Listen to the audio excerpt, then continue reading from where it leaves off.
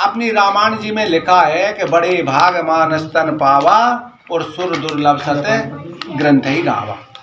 अब तुम्हारे मुखारबिंद से हम थोड़े से सुन लें कि जाको भावार्थ का है, फिर अपन वहाँ पे चर्चा तो करेंगे। तुमने कहा निकालो जाको भावार्थ।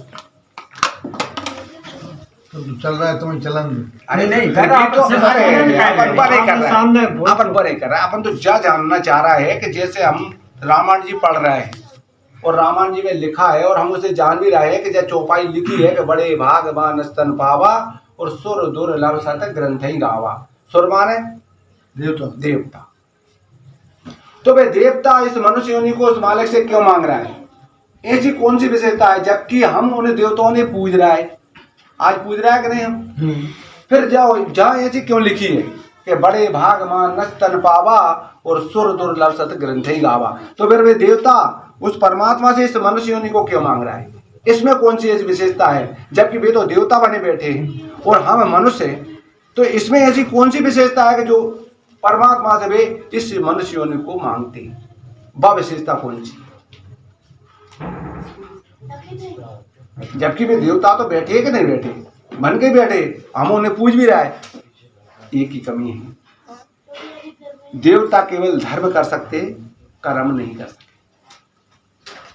देवता का कर सके धर्म, कर्म नहीं कर सकते। और मनुष्य जो है दोनों काम करेगा, धर्म भी फुलकार, कर्म भी फुलकार। इसीलिए तुलसीदास जी ने लिखी है जहां में यही विशेषता आएगी मनुष्य तक में।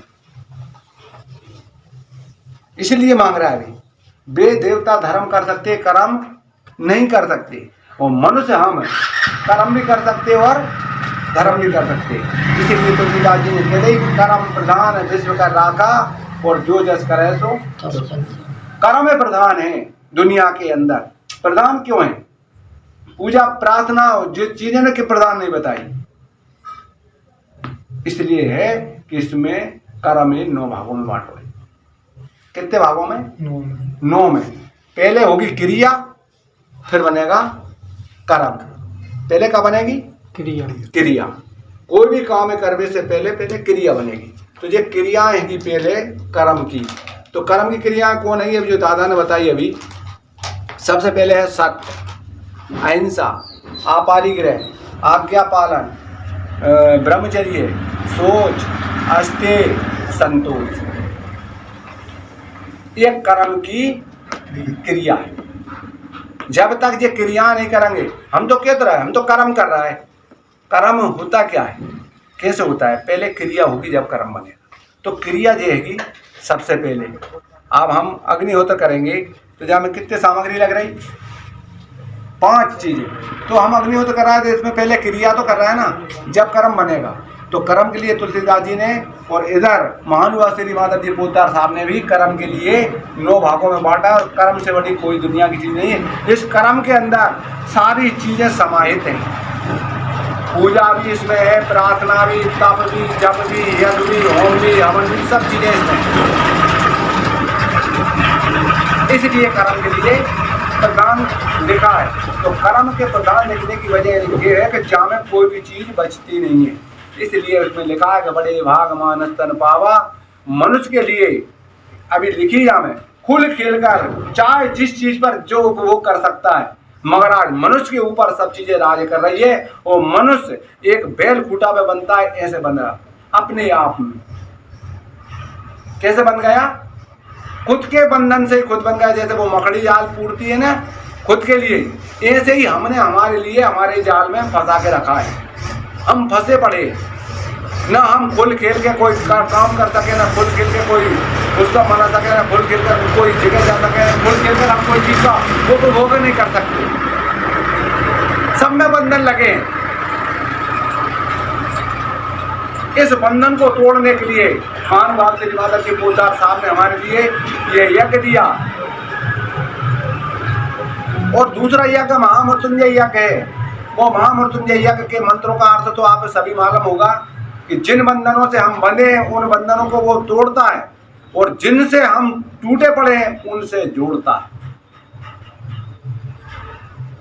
महामृत्युंजय क्या करता है कि जिन बंधनों से हम बंधे हैं, एक किमिया लिखी है साहब ने, थोड़े से शब्दों में बहुत बड़ा गहरा रहस्य है, उसे मैं बोल के बताऊंगा आज कि किमिया बिन सीखे आ जाती है।